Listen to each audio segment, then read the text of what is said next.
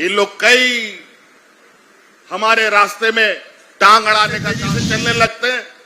कहीं से कुछ कोर्ट कचहरी का ऑर्डर, कोई संस्था का नोटिस हम पर भेजा। गरीब है तो कुछ भी बोल लो, कुछ भी आरोप लगा दो। के बारे में तो क्या लोग बोलता है, वॉशिंग मशीन। व्हाट्सएप फेसबुक में सुनते हैं ना जी, जितना गंदा आदमी को इसका विपक्ष का मशीन में डाल दो साफ हो। पता है क्योंकि वो क़यामत की रात और जजमेंट डे नजदीक आ गया है। मुख्यमंत्री जी, या तो आप जानबूझकर गलत बयानी कर रहे हैं या आपके स्क्रिप्ट राइटर आपको गलत स्क्रिप्ट लिख कर दे रहे हैं। तो मुख्यमंत्री जी जो अपना आदिवासी विक्टिम कार्ड खेल रहे हैं वो सिर्फ ध्यान भटकाने की साजिश। एक केंद्रीय एजेंसी ने आपको नोटिस जारी किया तो इसमें आपको कैसे लग रहा है कि आप जेल जा रहे हैं? तो मुख्यमंत्री जी को जो बार बार ये उनकी जुबान पे बात आती है कि मुझे जेल भेजने की साजिश हो रही है, तो क्या ऐसा क्या उन्होंने कर दिया है कि मैं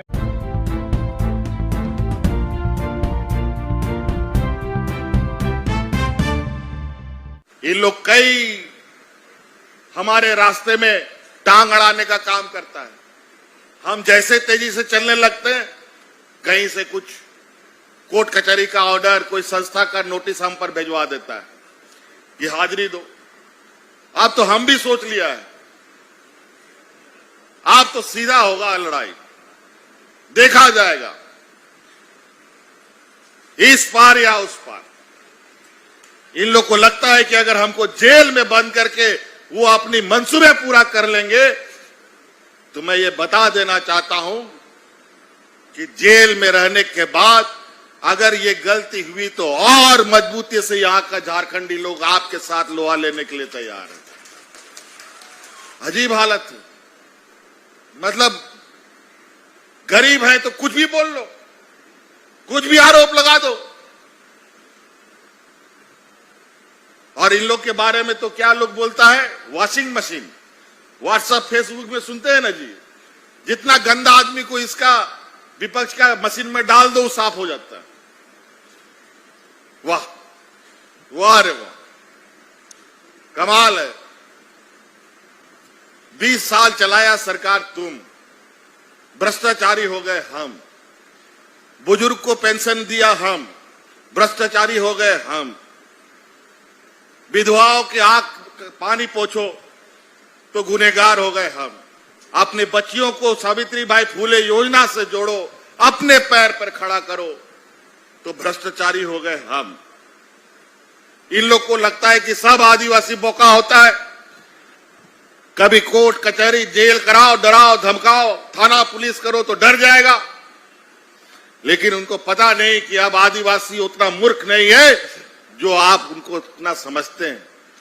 आज देश में ये धीरे धीरे अपना जगह बना रहा है और उसी के अनुरूप 5वीं अनुसूचित क्षेत्र का मात्र पहला आदिवासी मुख्यमंत्री आपके सामने खड़ा है।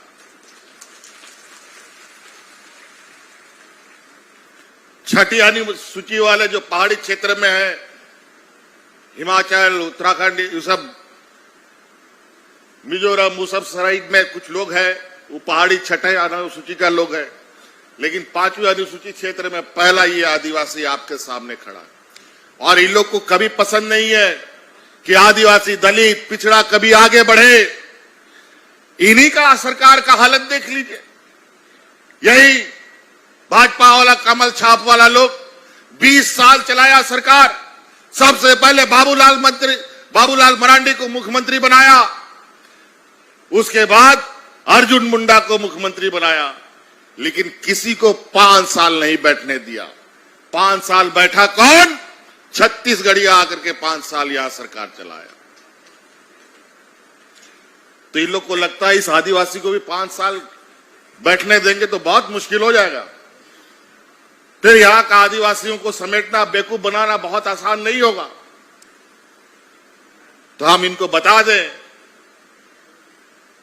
कि इस आदिवासी को कभी भी तुमने अगर बेवकूफ समझने का कोशिश किया है तो ये तुम्हारी बहुत बड़ी भूल रही है। और यही वजह है देश में आदिवासियों की लड़ाई सबसे मजबूती के साथ कहीं लड़ा जाता है तो झारखंड प्रदेश में ही लड़ा जाता है। सहयोग मिलता है बैंक की राशि या अन्य राशि में जब भी हम लोगों ने केंद्र से जैसा जो आग्रह किया है वो केंद्र ने स्वीकार किया है। यह मंत्री रामेश्वर उरांव जी का ऑन रिकॉर्ड विधानसभा में बयान है। तो माननीय मुख्यमंत्री जी इसके इतर क्यों बोलने लगते हैं और उनका कहना कि कोयले की रॉयल्टी से लेकर बहुत लंबा चौड़ा वो एक हिसाब बताते हैं। तो हमने उनको हमेशा कहा कि इसमें आप ये भी बताने का कष्ट करें कि जब आपके पिता आदरणीय शिबू सोरेन जी इस राष्ट्र के कोयला मंत्री थे तो उस समय क्या बकाया था और उस समय शिबू सोरेन जी ने क्या प्रयास किया था इस पैसे को लाने का।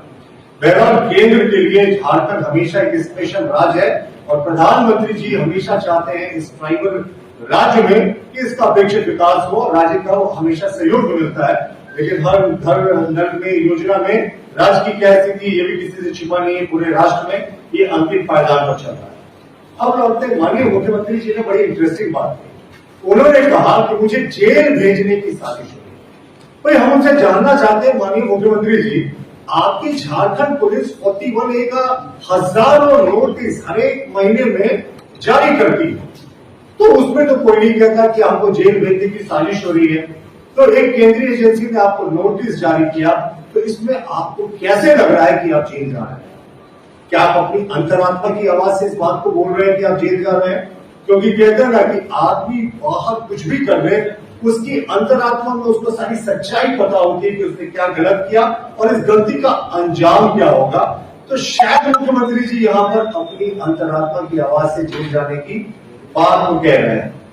और एक सिंपल सा नोटिस है साहब, सिंपल सा नोटिस को आप तामील करने की जगह आप इधर दौड़ रहे हैं उधर दौड़ रहे हैं, गलत बयानी का सहारा ले रहे हैं। कभी कह रहे हैं हाईकोर्ट में सब जुडिस है जबकि वो डिफेक्टेड होता है, कभी कहते हैं ईडी के पास कि हमने डिफेक्ट दूर कर लिया, फिर हाईकोर्ट से ऑर्डर आता है कि डिफेक्ट दूर नहीं हुआ, इसलिए याचिका की अगली डेट पड़ेगी। तो मुख्यमंत्री जी तमाम हथकंडे अपना रहे हैं सिर्फ और सिर्फ इस प्रोसीजर को डिले करने का। और ये आदिवासी का विक्टिम कार्ड खेल रहे हैं कि मैं आदिवासी मुख्यमंत्री हूँ इसलिए मुझे टारगेट किया जा रहा है। तो मुख्यमंत्री जी आपको अब कुछ फैक्ट्स को याद दिलाने का समय आ गया। 28 मार्च 2010 को हमारे वर्तमान प्रधानमंत्री नरेंद्र मोदी जी जो तत्कालीन गुजरात के उस समय मुख्यमंत्री थे, उन्होंने 10 घंटे एसआईटी की जांच का सामना किया था और एसआईटी के हेडक्वार्टर जाकर। तो उस समय तो उन्होंने कभी नहीं कहा था कि मैं पिछड़ी जाति से आता हूं, मैं पिछड़ी जाति का मुख्यमंत्री हूं या मुझे कोई फंसाने की साजिश हो रही है। उस समय भी हमारे प्रधानमंत्री जो तक उस समय मुख्यमंत्री थे, उनका वक्तव्य था मुझे न्याय पर विश्वास है, मुझे अदालतों पर विश्वास है और मुझे विश्वास है कि सत्य की जय होगी।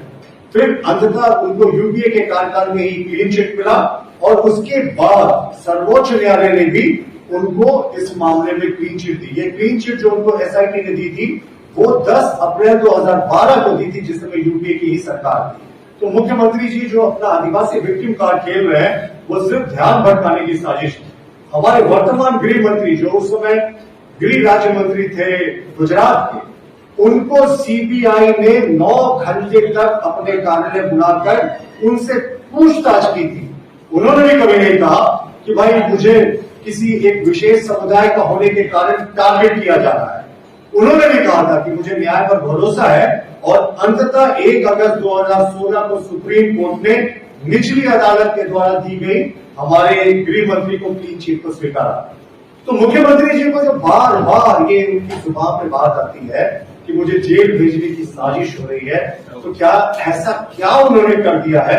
वैसे काफी चीजें तो हम भी जानते हैं, जमीन घोटाला हुआ, उसके अतिरिक्त खनन घोटाला हुआ और उसके जितने मुख्यमंत्री जी के करीबी थे, यहाँ तक उनके विधायक प्रतिनिधि पंकज मिश्रा जिसको ईडी ने मुख्य अभियुक्त माना था माइनिंग स्कैम के, आज तक मुख्यमंत्री ने उनको विधायक प्रतिनिधि के पद से नहीं हटाया। मुख्यमंत्री के तमाम करीबी जेल में है जितने घपला घोटाला स्कैम हुआ, लेकिन ईडी के एक समन पर इस तरीके से वो जेल जाने की बात कह रहे हैं। तो हमने पहले भी कहा शायद मुख्यमंत्री अपनी अंतरात्मा की आवाज उनकी जो है वो जुबान पे आ रही है। उनको पता है जितना घपला घोटाला उनके कार्यकाल में हुआ शायद अंततः उनकी नियति यही होने वाली है।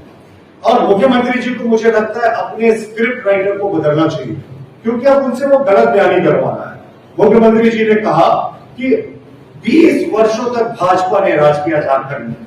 मुख्यमंत्री जी या तो आप जानबूझकर गलत बयानी कर रहे हैं या आपके स्क्रिप्ट राइटर आपको गलत स्क्रिप्ट लिख कर दे रहे हैं। मित्रों यह बड़ा इंपॉर्टेंट फैक्ट है 23 वर्षों के कार्यकाल में कांग्रेस, झारखंड मुक्ति मोर्चा, सोरेन परिवार 12 वर्षों तक प्रत्यक्ष या अप्रत्यक्ष रूप से पावर में रहा। वो कैसे रहा, मैं आपको आंकड़ों के साथ बता रहा हूं। पहली बार 10 दिन के लिए मुख्यमंत्री बने थे शिबू सोरेन जी 2/3/2005 से 12/3/2005 तक 10 दिन का कार्यकाल था। मधु कोरानी जो निर्दलीय मुख्यमंत्री थे, जिनको झारखंड मुक्ति मोर्चा और कांग्रेस चला रही थी, वो 1 साल 346 दिन के लिए मुख्यमंत्री बने थे 2006 से 2008 के कालखंड में। 145 दिन तक शिबू सोरेन जी 2008 से 2009 के कार्यकाल में मुख्यमंत्री बने थे। 145 दिन का वो कार्यकाल था और 2009 से 2010 के बीच में शिबू सोरेन जी फिर से 153 दिनों के लिए मुख्यमंत्री बने थे। और माननीय मुख्यमंत्री हेमंत सोरेन जी का पहला कार्यकाल जो था वो 13/7/2013 से 28/12/2014 तक 1 साल 168 दिन अपने पहले कार्यकाल में मुख्यमंत्री रहे। और वर्तमान में मुख्यमंत्री जी 29 दिसंबर 2019 से अब तक लगभग 3 वर्ष 10 महीने तक मुख्यमंत्री रह चुके हैं। और इसके अतिरिक्त उप मुख्यमंत्री भी रहे थे। उस समय मुख्यमंत्री जी ने 2 साल 129 दिन उप मुख्यमंत्री के बतौर बिताया था। और 2004 से 2014 के बीच में जो यूपीए का शासन काल था, उस समय 623 दिनों के लिए राष्ट्रपति शासन लगा था। और उस समय राष्ट्रपति शासन कहते हैं कांग्रेस का और जो यूपीए के एलाइज थे उनका एक्सटेंशन दफ्तर हुआ करता था। और प्रत्यक्ष रूप से केंद्र की यूपीए सरकार राजभवन के माध्यम से राजकोट चला रही थी। तो यानी ये 12 वर्षों का डेटा ब्यौरा है जब सोरेन परिवार कांग्रेस प्रत्यक्ष या परोक्ष रूप से 23 वर्षों में शासनकाल में रहा, जबकि मुख्यमंत्री कहते हैं कि 20 वर्षों तक हम रहे। और सबसे इंपॉर्टेंट बात, जिस समय राष्ट्रपति शासन भी लगा करता था तो कांग्रेस के जितने बड़े नेता आज वर्तमान प्रदेश अध्यक्ष भी है, वो महामहिम राज्यपाल के सलाहकार हुआ करते थे। तो कांग्रेस बिल्कुल डायरेक्टली, ये अप्रत्यक्ष रूप से भी नहीं, प्रत्यक्ष रूप से राष्ट्रपति शासन के बहाने राज्यपाल लगातार शासन करती थी। लेकिन हमें लगता है मुख्यमंत्री जी को अब पता है, जजमेंट डे मुझे लगता है सब जानते हैं, वो कयामत की रात कहते हैं, जिस दिन फैसला करता है ईश्वर कि किसने क्या सही किया, किसने क्या गलत दिया, और वो उस हिसाब से फैसला होता है। मुख्यमंत्री जी को पता है उनकी वो कयामत की रात और जजमेंट डे नजदीक आ गया है, इसलिए उनके जो अंतरात्मा में उनकी जो भावना है वो उनकी जुबान पर निकल रही है।